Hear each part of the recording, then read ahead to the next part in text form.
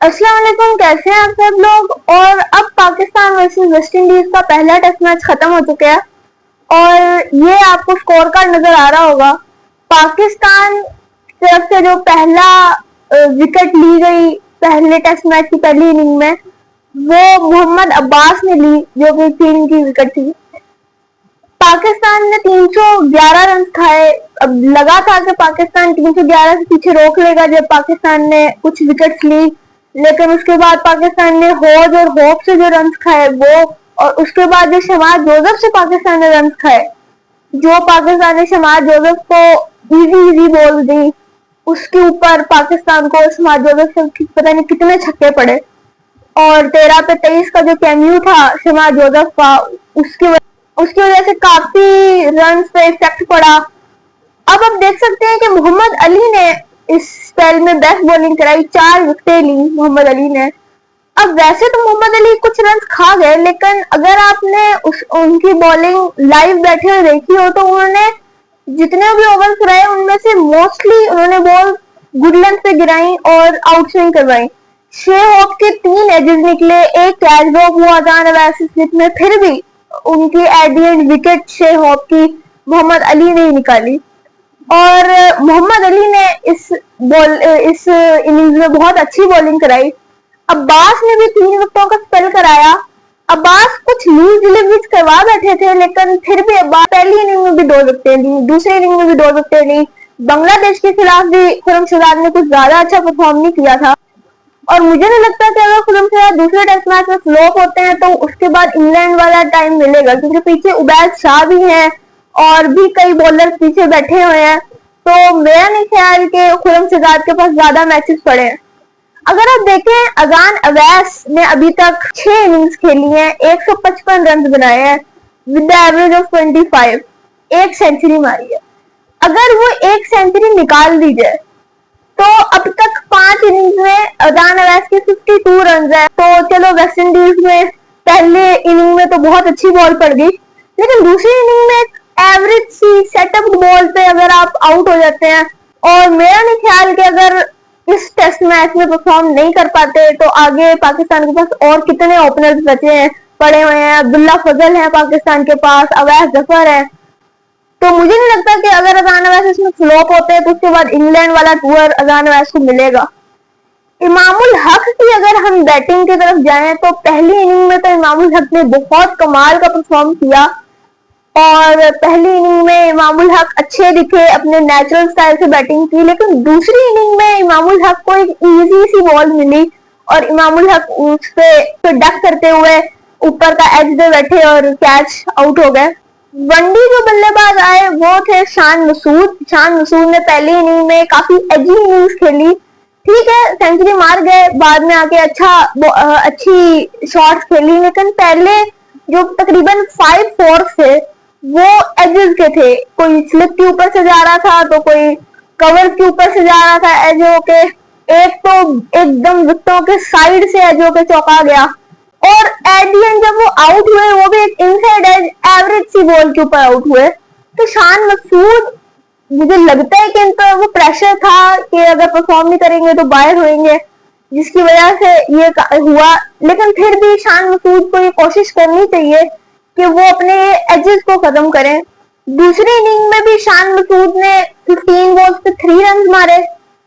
दूसरी इनिंग में आप ये देखें कि शान मसूद इंजर्ड थे, शान मसूद फिर भी खेलने आए, 3 स्कोर मारे, 15 बॉल खेली, इंजेक्शन लगवा के खेलने आए। तो मैं शान मसूद को इस टेस्ट मैच में क्रिटिसाइज तो नहीं करूंगा, लेकिन फिर भी मेरा नहीं ख्याल कि अगर शान मसूद आगे इंग्लैंड के अंदर परफॉर्म नहीं करते तो उसके बाद उनको और भी चांसेस मिलने वाले हैं।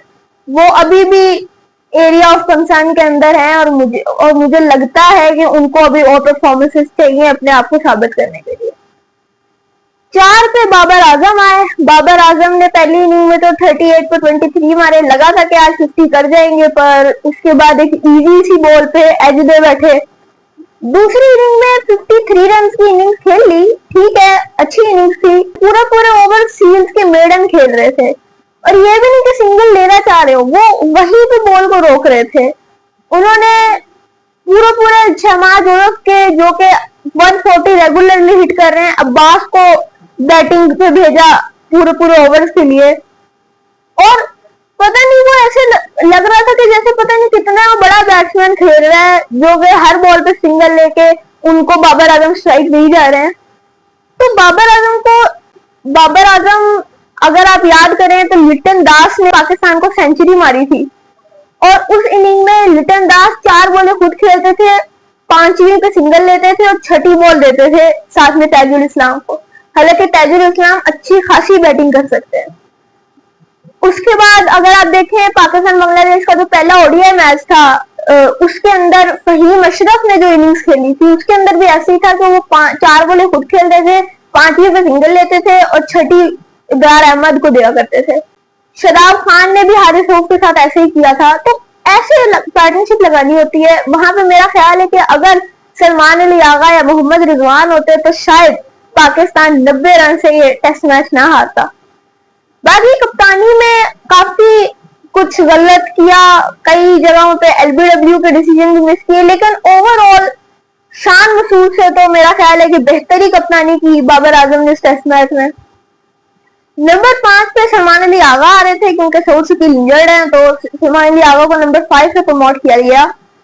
सलमान अली आगा को अगर आप देखें पहली इनिंग में तो चलो नो डाउट उन्हें बहुत अच्छी बॉल पड़ गई, दूसरी इनिंग में एक इजी सी बॉल पे एलबीडब्ल्यू है सलमान अली आगा, जो कि कोई बंदा भी खेल ले, इवन कि अगर वो बॉल आप इब्रार अहमद को भी दें मेरा ख्याल है वो भी वो बॉल खेल लेंगे, लेकिन वो उस इजी सी बॉल पे एलबीडब्ल्यू हुए से पाकिस्तान का जो मोमेंटम लूज हुआ उस विकेट के बाद, क्योंकि पाकिस्तान की 4 विकेटें जब गिर गई थी तो उसके बाद पाकिस्तान के चांसेस ऑलरेडी बहुत कम हो गए थे। जब आपके 25-4 हो जाए तो उसके बाद क्या ही चांसेस रह जाते हैं।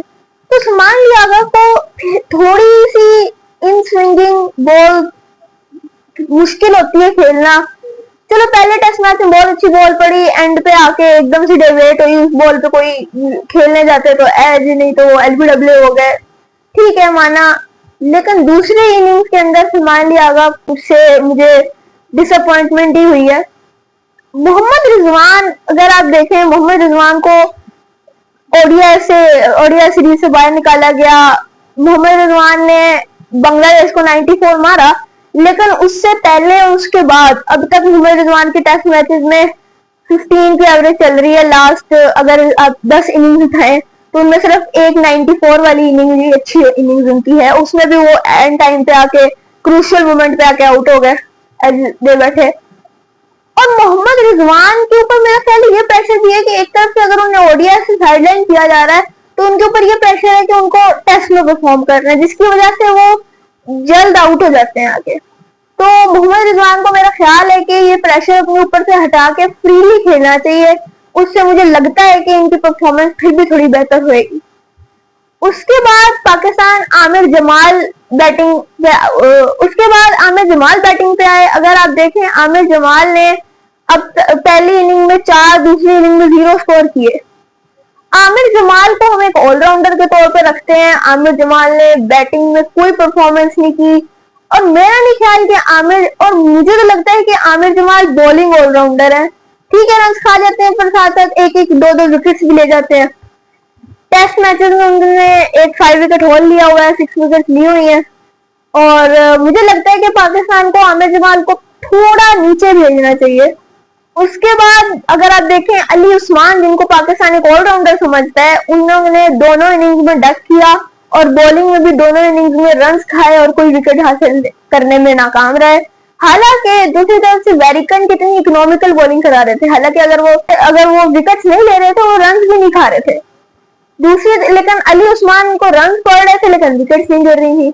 जो बॉलिंग मोहम्मद अब्बास ने दूसरी इनिंग में करवाई और जो बैटिंग मोहम्मद अब्बास ने की, मैं उस बैटिंग पे हैरान हूं कि आपको 90 रन चाहिए, वहां पे आप मारने कैसे जा सकते हो। मोहम्मद अब्बास, मुझे समझ नहीं आता कि ये सारे पाकिस्तान के टेल एंडर्स हैं, वो हर बॉल को मारने क्यों जा रहे होते हैं, वो रोक क्यों नहीं सकते। दूसरी तरफ आप देखें रोच थे, सील्स थे, वो अच्छा खासा डिफेंस कर रहे थे, पाकिस्तान से वो आउट नहीं हो रहे थे, और पाकिस्तान के बॉलर हमेशा आके बस छक्के मारने जा रहे होते हैं। उस वक्त जब 70 रह गया था लास्ट विकेट तो वो नहीं बना, आज 90 नहीं बना। मुझे समझ नहीं आता कि क्यों हर बॉल पे छक्का मारना जरूरी है पाकिस्तान के टेलेंटर्स के लिए। उसके बाद अगर आप देखें तो पाकिस्तान ने 90 रन से ये टेस्ट मैच हारी और अब अगले टेस्ट मैच में हमें उम्मीद है कि वो कुछ करके वेस्ट इंडीज से पाकिस्तान जीत जाए। आमिर जमाल ने बॉलिंग के अंदर जो परफॉर्मेंस दी, ठीक है, कुछ विकेट 2 विकेट्स निकाली इन टोटल, पर आमिर जमाल की भी बॉलिंग परफॉर्मेंस उतनी अच्छी नहीं रही। हालांकि एक्स्ट्रा बाउंस था पिच पे, बाउंसर्स अच्छे मार रहे थे आमिर जमाल, पर विकेट उस तरीके से आमिर जमाल निकालने में भी कामयाब नहीं है। पेस भी नहीं निकल रही थी, रन भी खा रहे थे। मुझे लगता है कि आमिर जमाल शायद इंग्लैंड में परफॉर्म कर लें, लेकिन वेस्ट इंडीज के खिलाफ मुझे नहीं लगता कि दूसरे टेस्ट मैच में आमिर जमाल की परफॉर्मेंस आने वाली है। पर उम्मीद है कि आमिर जमाल परफॉर्मेंस लाएं। अब्बास ने जो दूसरे टेस्ट मैच में दूसरी इनिंग्स में ब्रिलियंट बॉलिंग करवाई, 5 विकेट होल लिया, उसकी तो क्या ही बात है। उन्होंने सिर्फ एक की कॉल दी थी, इवन के एक वक्त में उन्होंने 15 ओवरों में 14 रन खाए थे। और वो जो एक इकोनॉमिकल बॉलिंग कराते हैं उसकी वजह से जो इतने एजेस में बीट करवाते हैं बैट्समैन को, बास स्लोअर बॉल करवाते हैं, उनकी वजह से दूसरे बल्लेबाजों पे काफी प्रेशर पड़ता है। और मेरा ख्याल है कि मोहम्मद अब्बास इंग्लैंड के अंदर जो परफॉर्मेंस लाने वाले हैं, क्योंकि उधर बॉलिंग के फास्ट बॉलर्स को बहुत हेल्प मिलती है, तो मुझे लगता है कि मोहम्मद अब्बास काफी अच्छी बॉलिंग करवाएंगे इंग्लैंड में। अब बस यही उम्मीद है कि पाकिस्तान पहले बंगला वॉश हुआ था, वेस्ट इंडीज वॉश ना हो जाए। अब देखते हैं दूसरे टेस्ट मैच में पाकिस्तान क्या परफॉर्मेंस देता है। तब तक के लिए अल्लाह।